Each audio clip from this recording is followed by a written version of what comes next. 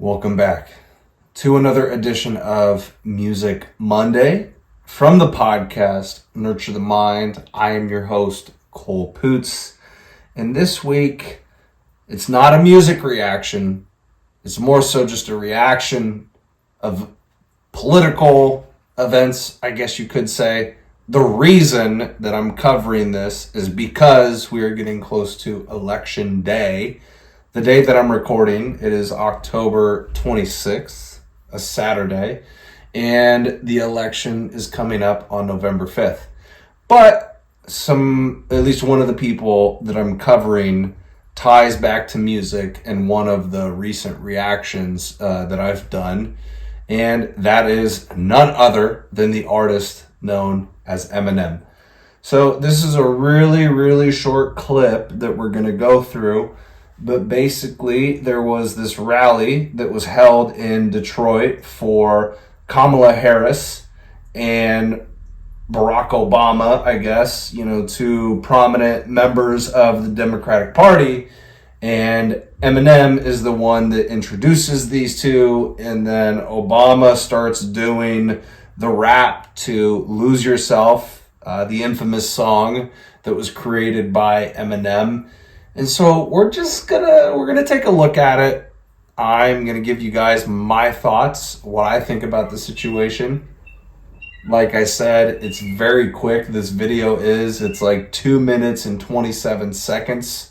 So it'll be really short, and then we will go into my thoughts. But, I gotta switch things up. Obviously, the main thing that I cover on this channel is music and doing music reactions. And I don't think that will ever go away. I love doing that. But as you guys know, I am also passionate about politics and what is going on in the world. And it is just a critical time with where we are at right now.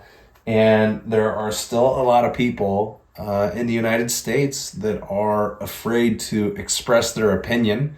They are afraid to get backlash from other people. And I used to be one of those people. And I guess sometimes I still fit into that category.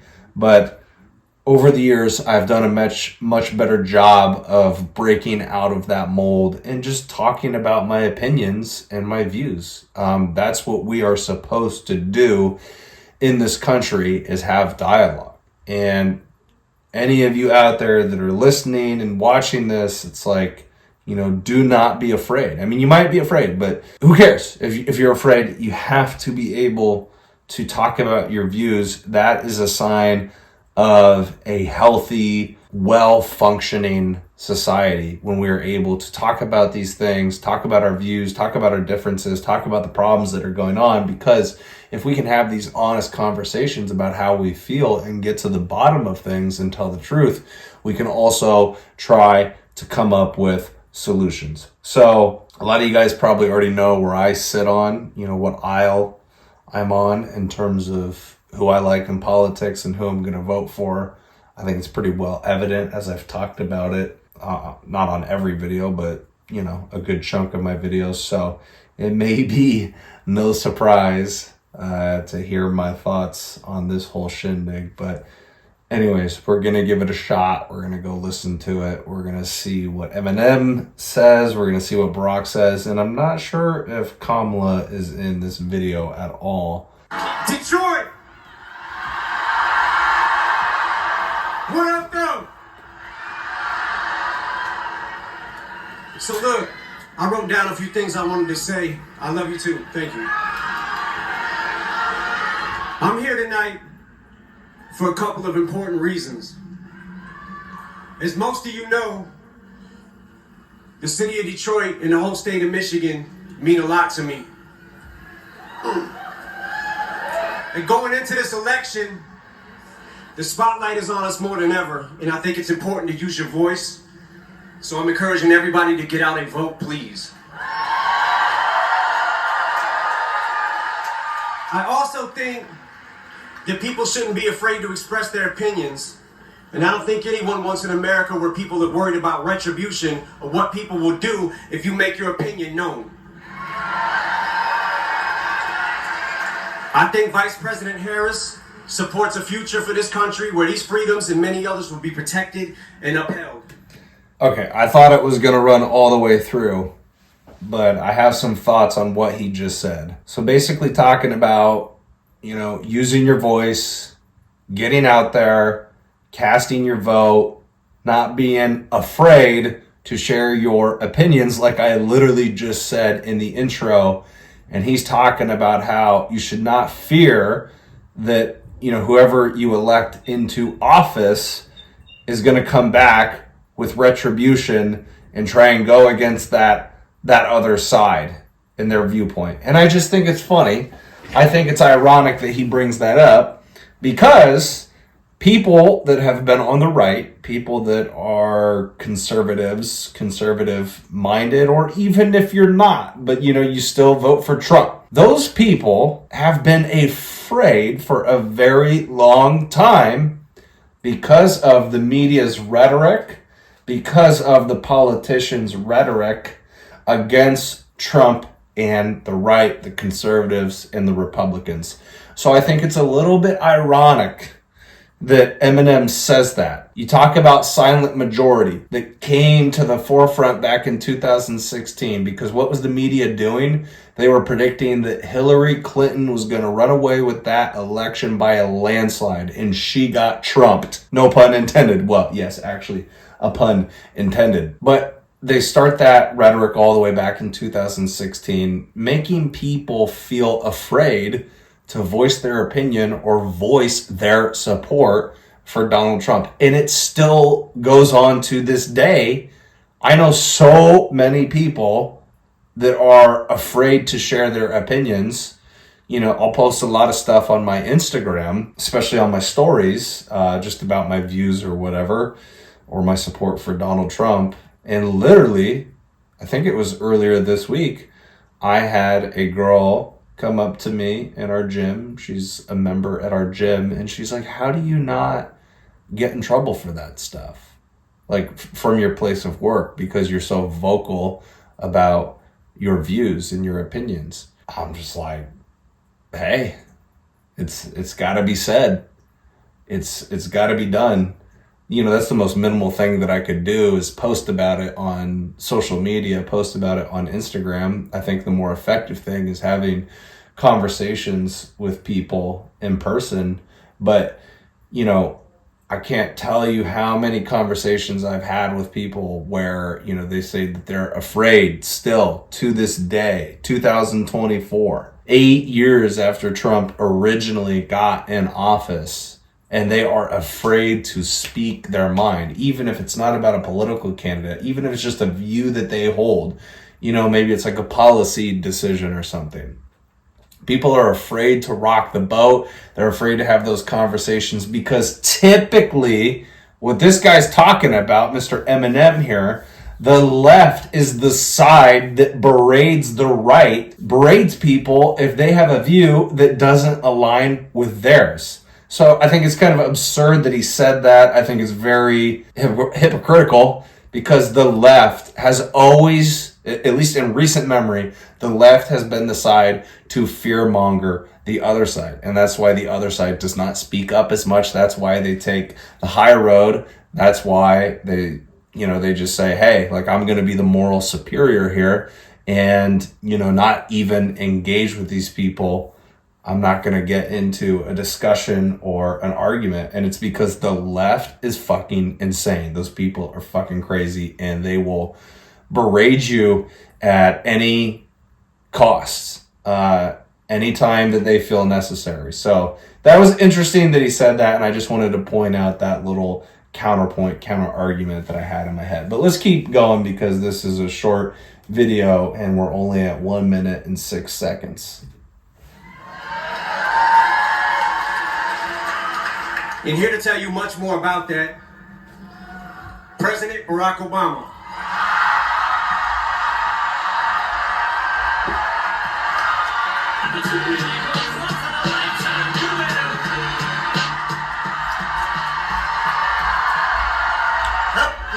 I have done a lot of rallies, so I don't usually get nervous. But I was feeling some kind of way following Eminem.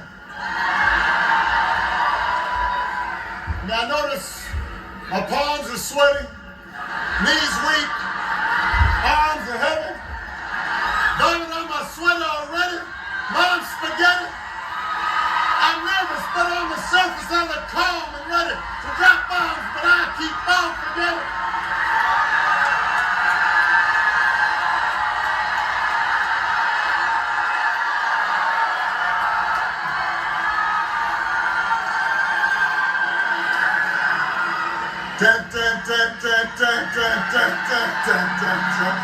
I thought Eminem was going to be performed. I was going to jump out.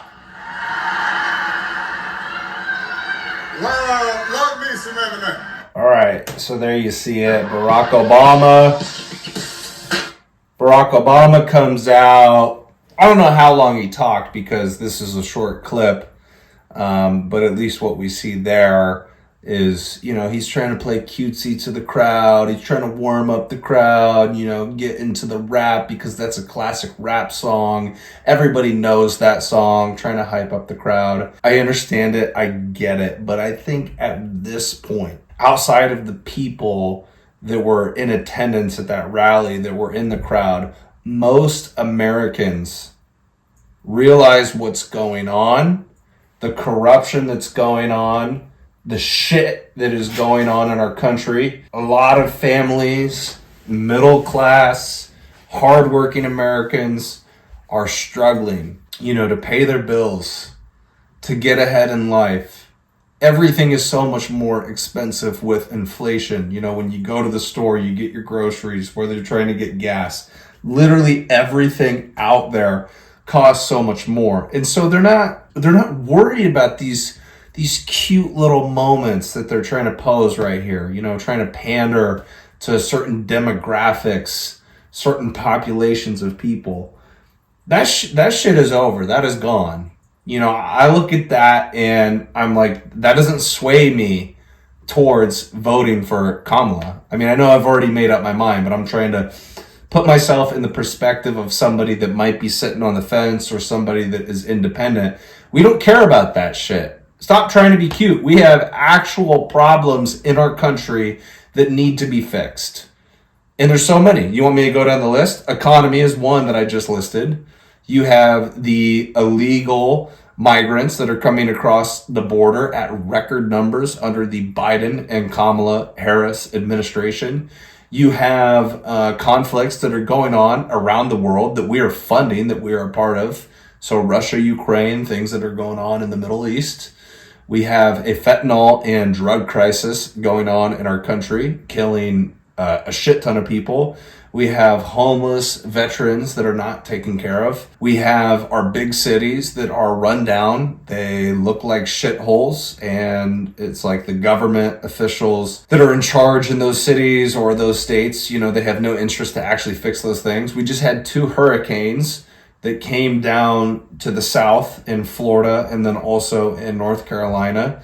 And basically our government, the response was, okay, we'll give you $750 in aid, but you have to pay that back at some point. And they're, essentially just letting those people rot down there. They'd rather give more money to this conflict between Russia and Ukraine, even though that war is essentially over. If you really look into it, like Ukraine is getting their asses whooped, and I don't think they have any men or women left that can actually fight in that war.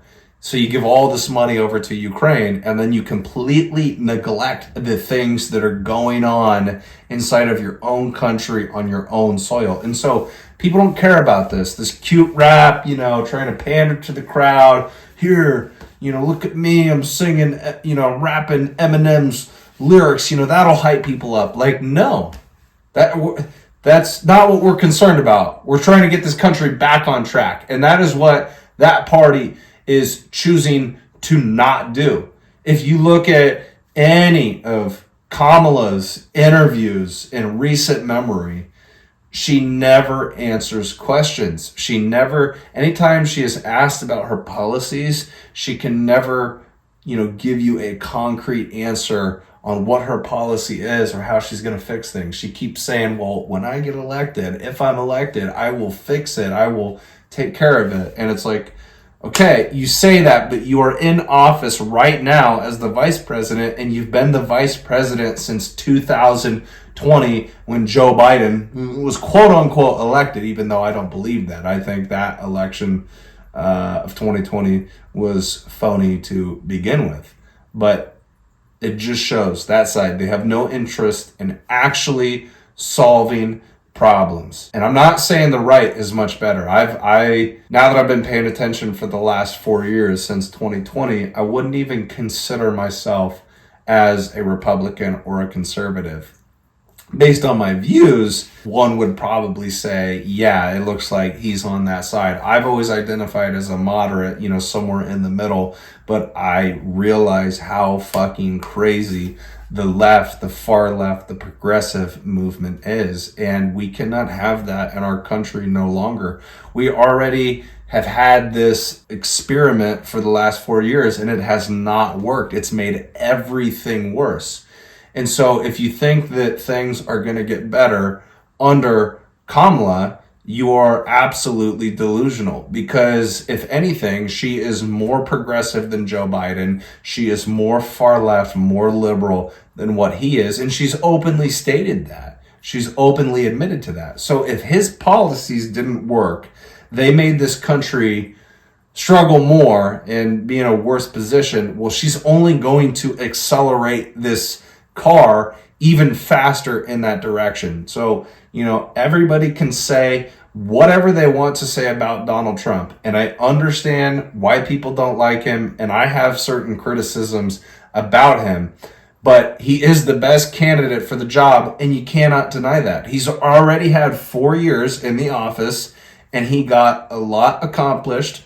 And our economy was great. Probably the best it's ever been in a long fucking time.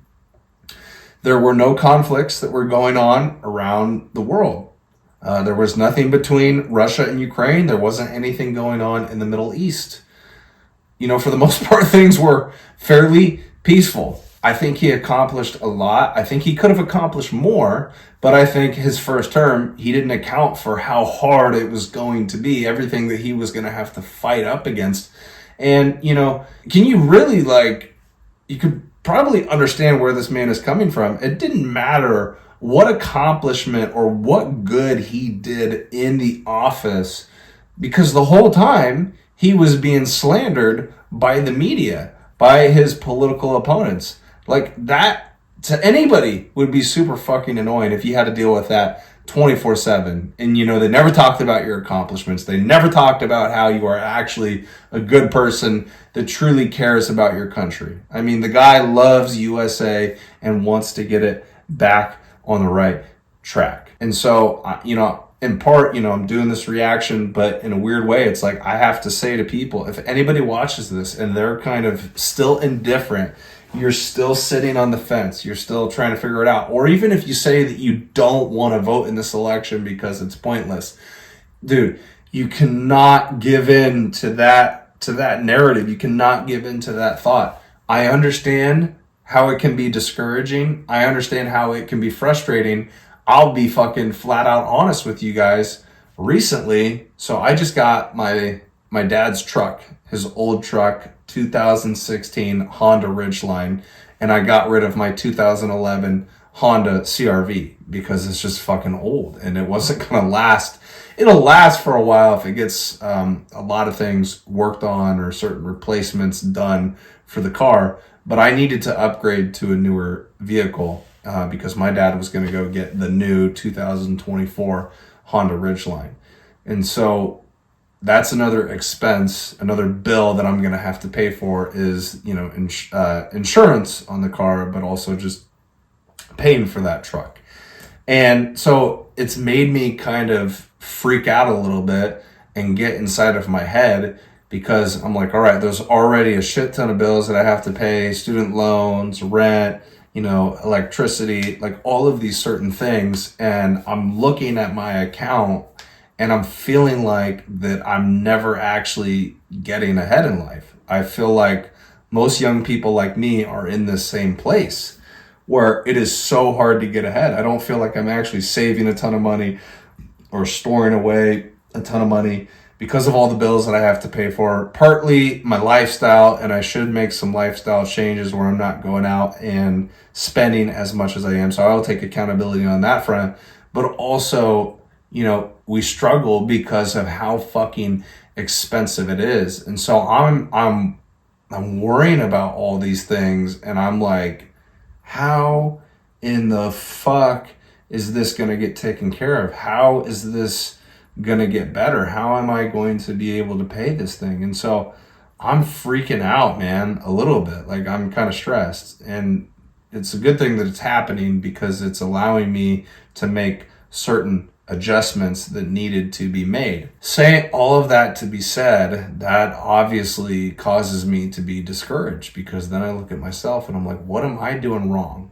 You know, is it me just mismanaging my money? Like, I don't live paycheck to paycheck necessarily. I have a pretty good buffer in my account, but I don't feel like I'm really getting ahead. Like I said, storing away that money, just putting it in my savings, getting more in my checking. So eventually, you know, one day I can get out of my apartment. So yes, dude, a lot of times I'm frustrated. A lot of times I'm in despair, you know, going through your 20s and grinding and just trying to establish your footing and trying to find your place in the world. This is a stressful fucking time. And then on top of that, when your government, your own government that is supposed to serve the people, care about the people, is making it 20 times harder on you to thrive, to get ahead. You know, we live in America, and the whole idea is the American dream that's been alive for, you know, probably 100 years, many, many decades. And a lot of Americans that came before us, they were able to pursue that dream. And now, you know, people like me, 20s, that are growing up right now, and everybody else too, but I'm just saying, talking about my demographic, because this is the time in one's life where you're trying to establish your footing. It's incredibly fucking hard, man, and it's very discouraging. And so I understand why people, you know, start to think to themselves, it's not worth it. I'm not going to cast my vote. It doesn't even matter. It's not going to register. It's not going to go anywhere. I understand that thought process, and I can empathize with it. But let me tell you, everybody out there must go vote. And the reason that I say that is even if you feel that way, we need as many people to vote, and I hope you vote in the right direction. My personal opinion, take it from a guy that has been studying politics and what's going on in the world for the last 4 years. So I feel pretty confident in the fact that I'm very informed and up to date on what's going on. I'm obsessed about it. I look into this stuff every single week, and that is how I have formulated my opinion. I hope you go with Trump, but if you don't, I will respect your right to vote and for you to make, you know, to make that decision in a way that you think benefits you the most. But anyways, if you are thinking of going with Donald Trump, but you're discouraged, you don't want to vote, it's not worth it. We need as many people as possible to go ahead and vote, because my big fear too is that the left is going to try and cheat, steal, and lie their way through this election, because you can already see it right now. Kamala Harris, back in the summer, there was a poll, I think, that was released, and I'll have to link it. I'll put it in the description below if I can find it. But basically, she was the least popular vice president in United States politics history. She had a 27% approval rating, which is god fucking awful. If you guys remember when she was running for president back in 2020, she did not even make it to the state of Iowa, where I live. A lot of people know in politics, especially in the United States, you know, if you're doing good, if you're a good candidate, you make it to Iowa, but then you get past that, you have a good chance of actually, you know, becoming the nominee, because Iowa is one of the biggest swing states that is out there. She had that terrible approval rating, and then in the summer, all of a sudden, after the debate between Biden and Trump, all of a sudden, Biden drops out, says he's not going to run again. So then they insert Kamala. They pick her. So they completely bypass the whole democratic process. She didn't even get elected. She didn't get any votes to be the nominee on the left, unlike Trump, who went through that entire process, went through the caucus and whatnot, and, got the bid from the American people. And now all of a sudden, now that she's inserted, now they're running these polls and saying that she's neck and neck with Trump. It's 51% Trump to 49% Kamala. And it's like, how did that thing switch so fast?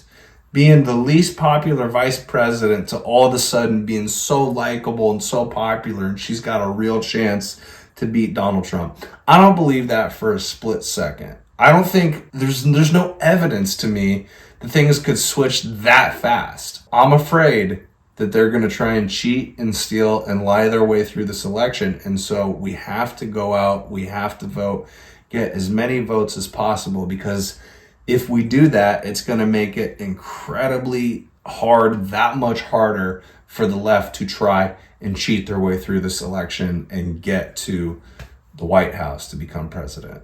And I'm afraid that they're going to do it, and I'm afraid that they're going to execute it, and I'm afraid that on November 6th, we're going to wake up that morning, we're going to go to bed, and they're going to say, when we go to bed, Donald Trump is up. It looks like he's going to win the election.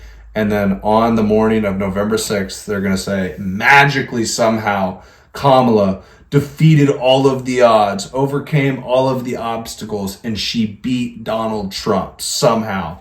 Because that was essentially what happened in 2020 with Donald Trump and Joe Biden. So much fuckery that was going on in that election, and they're going to try and do it again. And so we have to get as many people to vote on the right side, so it makes it that much harder for them to cover that buffer period and cheat. Again, if you guys have been paying attention, especially here recently, I really look at just the tone of the Democratic Party, the left, when you hear Kamala talk, some recent things that I've heard Barack say, and to me it appears that the left is panicking because they know that they're in deep shit, and they know that the momentum and the culture has swayed over to Donald Trump. Again, say what you want about Donald Trump. He's a businessman. He knows trends. He knows what's popular. Before he ran for president, he was a cultural icon in America. There were so many songs that were written about him. One of my favorite artists of all time, Mac Miller, literally has a song called Donald Trump. Like, he was a influential figure in America just because of his business and how much of a fucking G he was. The momentum is with him. Like, everything that he's doing leading up to the election is literally helping his favor and just his public perception, just the optics of it. And again, people have just seen how much they have gone after him, how much they have attacked him from the left, from the legal system, from trying to be assassinated twice. And the man has still not fucking folded. To me, don't know what you guys think, but to me, that is the type of president that I want leading my country. A true motherfucking leader that is going to get the job done. And literally after that first assassination attempt on his life, he gets up off of the ground with a bloody ear and all, blood dripping down his face. And he has the nerve to raise his fist in defiance and say, fight, fight, fight. Kamala could never do that. Could you imagine Kamala in a situation where she's talking to these foreign adversaries or just any of the world leaders, a guy like Putin or a guy like Xi Jinping, and she's trying to talk to them and make sense of things and trying to negotiate a deal? She couldn't, dude, because if you've seen her interviews, she says nothing. She's one of those people, and I'm sure everybody that's watching this knows at least one of these people in their lives, if not multiple. I have a few that I can go to. But people that manage to say so many words without saying anything of relevance. It's word salad, dude. It's fucking word vomit. Now, maybe I'm being a little hypocritical because sometimes I feel like I do that on this channel. Like, I have to rant and I have to, like, get these things out of my head.